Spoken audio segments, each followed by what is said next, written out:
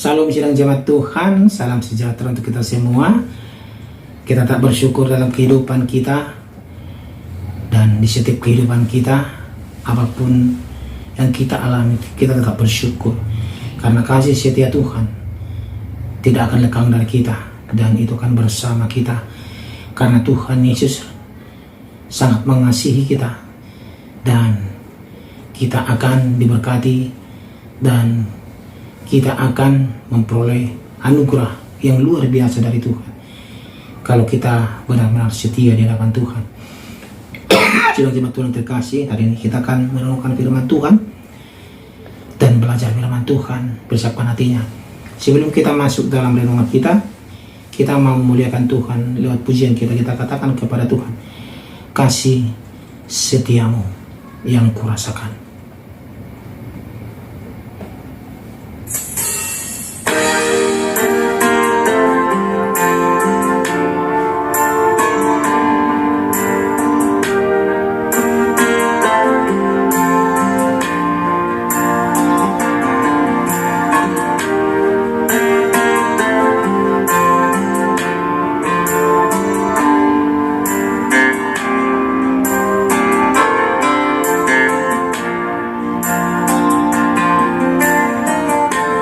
Kasih setiamu yang kurasakan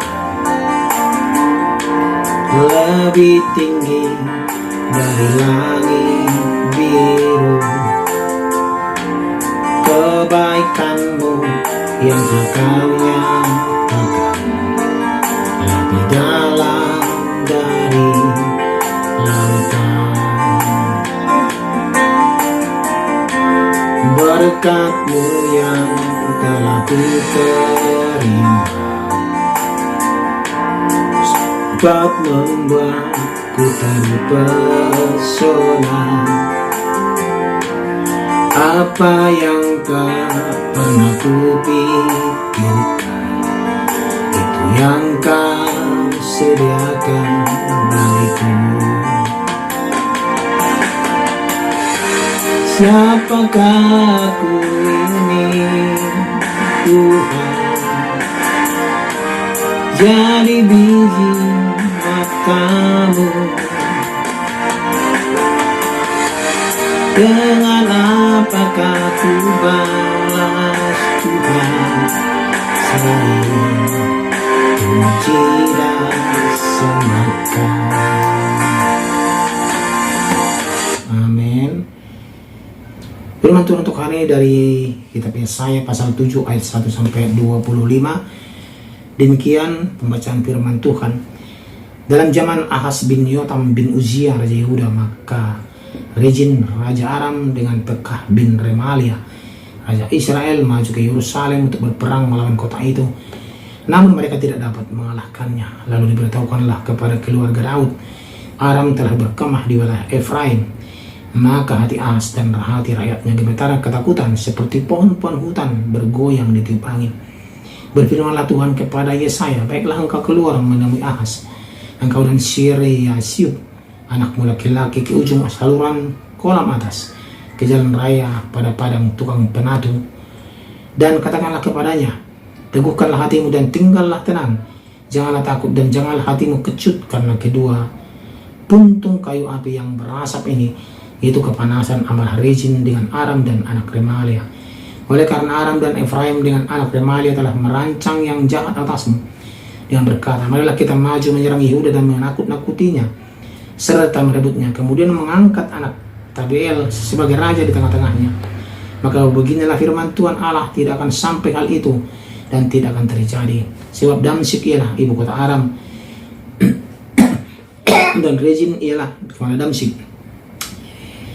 Dalam 65 tahun Efraim akan pecah, tidak menjadi bangsa lagi, dan Samaria ialah ibu kota Efraim dan anak Remalia ialah kepala Samaria. Jika kamu tidak percaya, sungguh kamu tidak teguh jaya. Tuhan melanjutkan firman-Nya kepada Ahaz, katanya, mintalah suatu pertanda dari Tuhan Allahmu. Biarlah itu sesuatu dari itu dunia orang mati yang paling bawah, atau sesuatu dari tempat tertinggi yang di atas. Tetapi Ahaz menjawab, aku tidak mau meminta, aku tidak mau mencobai Tuhan. Lalu berkatalah Nabi Yesaya, baiklah dengarkan hai keluarga Daud, belum cukupkah kamu melelahkan orang, sehingga kamu melelahkan Allahku juga? Sebab itu Tuhan bersendirilah yang akan memberikan kepadamu suatu pertanda. Sesungguhnya seorang perempuan muda mengandung dan akan melahirkan seorang anak laki-laki, dan ia akan menamai dia Immanuel. Ia akan makan darih dan madu sampai ia tahu menolak yang jahat dan memilih yang baik. Sebab sebelum anak itu tahu menolak yang jahat dan memilih yang baik, maka negeri yang kedua rajanya engkau takuti akan ditinggalkan kosong. Tuhan akan mendatangkan atasmu dan atas rakyatmu dan atas kaum keluargamu hari-hari seperti yang belum pernah datang sejak Efraim menjauhkan diri dari Yehuda, yakni Raja Asyur. Pada hari itu akan terjadi Tuhan bersuit memanggil lalat yang ada di ujung anak-anak sungai Nil dan memanggil lebah yang ada di tanah Asyur, dan semuanya akan datang hinggap di lembah-lembah yang terjal dan di celah-celah bukit-bukit batu, di segala pagar duri dan di segala tanah penggembalaan. Pada hari itu dengan pisau cukur yang dipinjam dari seberang sungai Efrat, yakni Raja Asyur, Tuhan akan mencukur kepala dan bulu paha, bahkan pisau itu akan melenyapkan janggut juga. Pada hari itu setiap orang akan memiara seekor lembu betina yang muda dan 2 ekor domba. Dan karena banyaknya susu yang dihasilkan, mereka akan makan dari sungguh darih dan madu akan dimakan oleh setiap orang yang masih tinggal di dalam negeri. Pada hari itu setiap tempat di mana biasanya tumbuh 1000 pohon anggur dan yang berharga 1000 sikal perak akan menjadi tempat putri, madu dan rumput. Orang pergi ke sana terpaksa membawa anak-anak panah dan busur, sebab putri, madu dan rumput belaka seluruh negeri itu. Dan engkau tidak berani pergi ke segala lereng gunung yang biasanya dicangkul, karena takut akan putri, madu dan rumput. Di situ hanya lembu dan domba akan berkeliaran. Amin. Demikian pembacaan firman Tuhan. Tema kita pada hari ini adalah nubuat agung sebagai tanda penyelamatan. Sidang jemaat Tuhan terkasih, Yesaya pasal 7 ini dan renungan kita hari ini menceritakan ketakutan Raja Ahaz saat Yerusalem diancam oleh koalisi Aram dan Israel. Tuhan mengutus Yesaya menyampaikan pesan agar ia tenang dan percaya. Di sini kita lihat Tuhan juga memberikan nubuat agung tentang kelahiran Immanuel. Immanuel artinya Allah beserta kita. Kelahiran Immanuel itu adalah kelahiran Tuhan Yesus Kristus sebagai tanda penyelamatan nanti. Sidang jemaat Tuhan yang terkasih, hari ini kita belajar beberapa hal. Yang pertama, pesan ketenangan untuk Ahaz. Tadi kita sudah baca ayat 1-9. Ini pesannya untuk Raja Ahaz. Rezim dan Raja Aram dan Pekah Raja Israel bermaksud merebut Yerusalem dan menggulingkan Ahaz.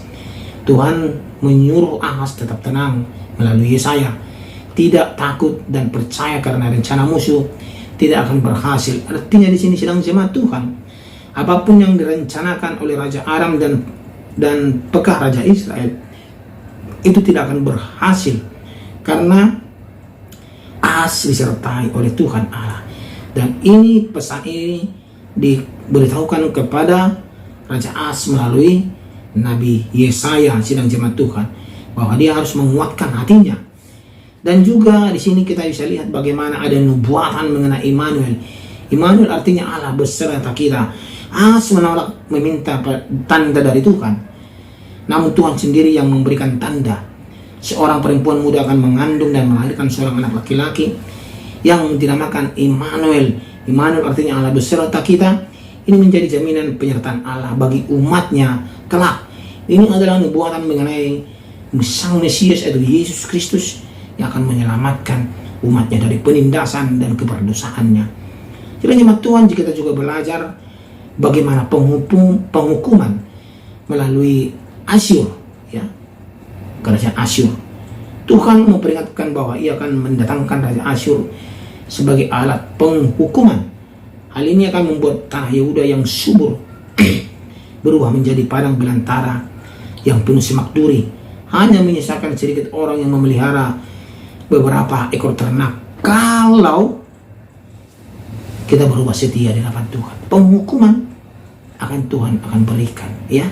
Walaupun Tuhan memberikan harapan pemulihan melalui Immanuel, tetapi penghukuman kita akan hadapi dan rasakan kalau kita tidak benar-benar setia dan taat kepada Tuhan dan datang kepada Tuhan dan menyerahkan kehidupan kita kepada Tuhan. Ya, sedang jemaat Tuhan. Dan Tuhan berbicara melalui hamba-hambanya. Zaman dulu Tuhan Allah berbicara melalui nabi dan rasulnya, ya, dan murid-muridnya. Sekarang Tuhan berbicara dan menyampaikan isi hati Tuhan melalui hamba-hambanya, ya, hamba-hamba Tuhan, itu pendeta, penginjil, penatua dan sebagainya, ya, sebagai pemberita-pemberita kabar baik dan Injil. Dan Tuhan berbicara melalui mereka bahwa penghukuman akan datang kalau kita tidak berubah setia di hadapan Tuhan. Dan Tuhan Yesus Kristus sudah datang dan memberikan pengharapan baru kepada kita. Jangan sampai kita mengulangi kembali kesalahan-kesalahan yang dulu. Dan biarlah Tuhan Yesus selalu yang menuntun kehidupan kita. Dia benar-benar menjadi Immanuel dalam kehidupan kita dan selalu menyertai kehidupan kita sepanjang kita biarkan Tuhan hidup di dunia ini. Amin. Kita berdoa, kami bersyukur ya Tuhan untuk firman-Mu. Hari ini kami percaya penyelamatan agung akan kami rasakan dan terima. Tuhan, pimpin dan arahkan, lindungi kami. Kami mau ya Tuhan dipakai oleh Tuhan luar biasa, dan kami mau dipimpin oleh Tuhan cara yang lebih baik. Terima kasih untuk firman-Mu hari ini. Dalam nama Tuhan Yesus Kristus kami berdoa. Amin. Kasih setiamu yang ku rasakan lebih tinggi dari langit biru. Kebaikanmu yang telah kau nyatakan lebih dalam dari lautan.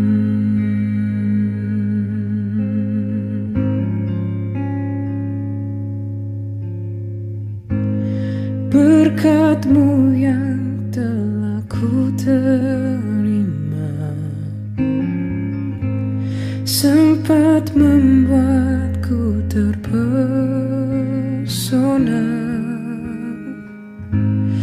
Apa yang tak pernah ku pikirkan, itu yang Kau sediakan bagiku. Siapakah aku ini, Tuhan? Jadi biji mata-Mu. Dengan apakah ku balas Tuhan, selain puji dan sembahkan?